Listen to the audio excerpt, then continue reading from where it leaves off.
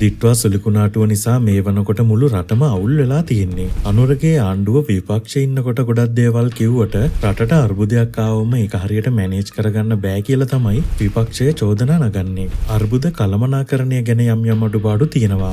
නමුත් මේ වන විට ආපදාවන්ට ලක් වුණ අයට පසුගිය පාලනයන් වලදී ලබා දුන්නට වැඩි මුදලක් ලබා දීමට අනුර කුමාරගේ පාලනය තීරණය කරලා තියෙනවා. ඒවා ප්‍රශංසා කරන්න ඕන හොඳ වැඩ. මොකද දිට්වා සුළුකුණාටුව නිසා ඉඩම් සහ නිවාසය යන දෙකම හිමි වූ පුද්ගලයින්ට රුපියල් කෝටියක මුදලක් ලබා දෙනවා. ඒ ඉඩම වෙනුවෙන් රුපියල් ලක්ෂ 50ක් සහ නිවසට ලක්ෂ 50ක් වශයෙන්. නිවසේ අර්ධයක් හානි වෙලා නම් ලක්ෂ 25යි. ඒ වගේම නිවසක තහඩුවක් හෝ ගැලවී ඇතනම් එම නිවස සඳහා ලක්ෂ 10ක මුදලක් ලබා දෙනවා. ඒ වගේම නිවාස පිරිසුදු කර ගැනීම සඳහා රුපියල් 25000ක මුදලක් රජයෙන් ලබා දෙනවා. ඒ වගේම නිවාස සඳහා නැවත ගෘහ භාණ්ඩ මිලදී ගැනීමට රුපියල් 50000ක මුදලක් ලබා දෙනවා. ඒ වගේම ධාන්‍ය වර්ග වගා කරලා හානි වූ නිවාස සඳහා හෙක්ටයාර් එකකට 1,50,000ක දීමනාවක් ලබා දෙනවා. ඉතින් මේ වනකොට මාලිමා ආණ්ඩුව පුළුවන් විදියට වැඩ කරගෙන යනවා.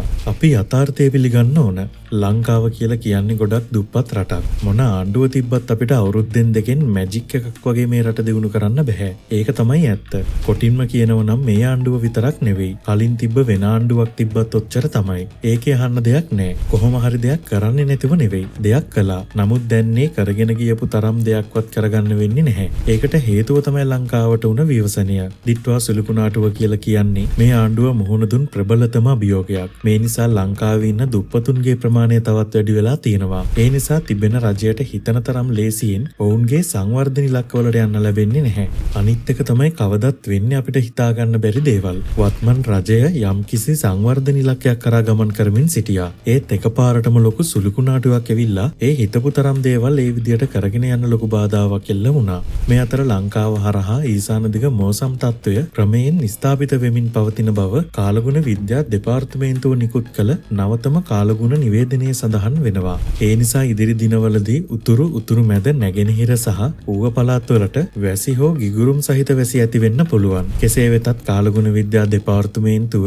ගිගුරුම් සහිත වැසි සමග ඇතිවිය හැකි తాවකාලික තද සුළං වලින් සහ අකුණුවකින් සිදුවන අනතුරු ගැන අනතුරු හංගවලා තියෙනවා. ඒ වගේම ගන් වතුර හා නායෑම් අවදානමක්ද තියෙනවා කියලා තමයි කියන්නේ. වැස්ස නිසා ජලාශවල ජල මට්ටම ඉහළ ගිහින් තියෙනවා. ඉදිරි දින කිහිපය තුළ ලොකු වර්ෂාපතනයක් ඇති වුණොත් ජලාශ සම්පූර්ණ ධාරිතාවට ළඟා වෙලා ආපහු ලොකු ගම් වතුරක් එන්න පුළුවන්. ඉතින් මේ වෙලාවේදී ලංකාව ඉතාම අසීරු තත්ත්වයක ඉන්නේ. මේ වෙලාවේදී රට ගොඩ ගන්න අපි හැමෝම එකතු වෙලා වැඩ කරන්න ඕනේ. මොකද මේ වෙනකොට ලංකාවට ඩොලර් බිලියන ගණනක පාඩුවක් වෙලා තියෙනවා. ඉතින් ඒ අතින් බලනකොට ඇත්තරම ලොකු ගේමක් ගහන්න වෙයි මේ රට ගොඩ දාන්න.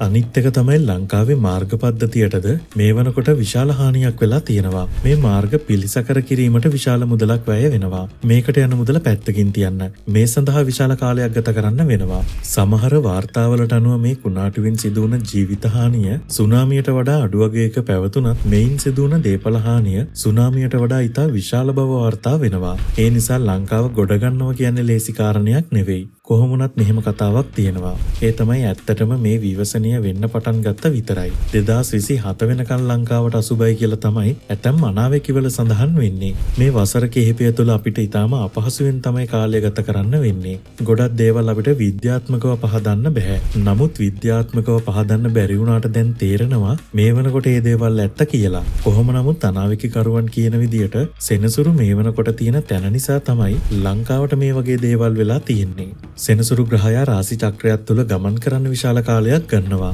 රටක දියුණුව කෙරෙහි වූ විශේෂ බලපෑමක් එල්ල කරන්නට සමත් මෙම සෙනසුරු ග්‍රහයා රටේ පැවැත්ම සඳහා මහත් වූ කාර්යභාරයක් සිදු කිරීමට ඉවහල් වන ග්‍රහයි. සෙනසුරු 2025 වසරේ අප්‍රේල් මාසයේදී මීන රාශියට ගියා. සෙනසුරු 2028 පෙබරවාරි මාසයේදී මේෂ රාශියට නැවත යොමු වෙනවා. මේ නිසා විශේෂ පරිවර්තනයක් සිදුවීමට නියමිතයි. 2028 වෙනකන් ලංකාවට තරමක් අසුබයි කියලා තමයි වාර්තා වෙන්නේ. කොහොම නමුත් කලින් කිව්වා වගේම සමහර වාර්තාවලට අනුව සුනාමියට වඩා ලොකු ආර්ථික හානියක් මේ ව්‍යසනය නිසා වෙලා තියෙනවා. ඉතින් අපි බලමු සුනාමි ව්‍යසනය සහ දිට්වා සුළුකුණාටුව සංසන්දනය කරලා. 2024 වර්ෂයේ සුනාමිය ලංකාවේ වෙරළබඩ ප්‍රදේශවලට එල්ල වී ජීවිත 35000කට වැඩි ප්‍රමාණයක් බිලිගත්තා. දිට්වා සුළුකුණාටුව දිවයිනේ දිස්ත්‍රික්ක 25ම මුළුමනින්ම ආවරණය වන පරිදි ජීවිත 600කට වැඩි ප්‍රමාණයක් බිලිගත් අතර මිලියන 1.4කට වැඩි පිරිසකට නිවාස අහිමි කළා. ඉතින් මරණ අතින් ගොඩක්ම වැඩි සුනාමිය. ඒත් මරණ සංඛ්‍යාවෙන් පමණක් විනාශය සංසන්දනය කරන්න බෑ. අනිකුත් සාධකත් සලකා බලන්න ඕන. සුනාමියෙන් ලක්ෂ 5කට වඩා අවතැන් වුණා. මෙයින් ඩොලර් බිලියන 1කට වඩා වැඩි දේපල හානියක් සිදු වුණ අතර නිවාස ලක්ෂයක්, පාසල්, රෝහල් සහ මහා මාර්ග විශාල ප්‍රමාණයක් විනාශ වුණා. සංචාරක කර්මාන්තය සම්පූර්ණයෙන්ම බිඳ වැටුණා. නමුත් සුනාමිය බලපෑවේ ලංකාවේ එක කොටසකට පමණයි. නමුත් දිට්වා සිලුකුණාටුව ලංකාවේ දිස්ත්‍රික්ක 25ම මුළුමනින්ම බලපෑමට ලක් කළා. ඇස්තුමේන්තු වලට අනුව ඩොලර් බිලියන 3ත් 7ත් අතර හානියක් වෙලා තියෙනවා. ඒ නිසා ආර්ථික පාඩුව අතින් දිට්වා සිලුකුණාටුව ගොඩක් ඉදිරියෙන් තියෙනවා. කොහොම නමුත් කොයි අතින් බැලුවත් දිට්වා කියන්නේ කොරෝනා ව්‍යසනයට වඩා ප්‍රබලතාවයෙන් අඩු එකක්. කොහොම නමුත් මේ අර්බුදය හරියට කළමනාකරණය නොකළොත් ආපහු කොරෝනා අර්බුදයට වඩා ලොකු අර්බුදයකට යන්න ඉඩ තියෙනවා. මොකද අර වගේ ලක්ෂ 50 ගානේ ගෙවල් කීයකට දෙන්නද? ලක්ෂ 25 ගානේ, ලක්ෂ 10 ගානේ කීයක් දෙන්නද? වැඩේ හොඳයි. ඒත් මේක කළමනාකරණය නොකළොත් මේ නිසා ලොකු ගැටලුවක් ඇති වෙන්න ඉඩ තියෙනවා. ඉතින් මේ ගැන ඔයාලගේ අදහස් අපි කමෙන්ට් සෙක්ෂන් එකෙන් කතා කරමු. මේ වගේ වීඩියෝ දිනපතා නරඹන්න අමුතු YouTube channel එක subscribe කරන්න. ඔබට සුබ දවසක්.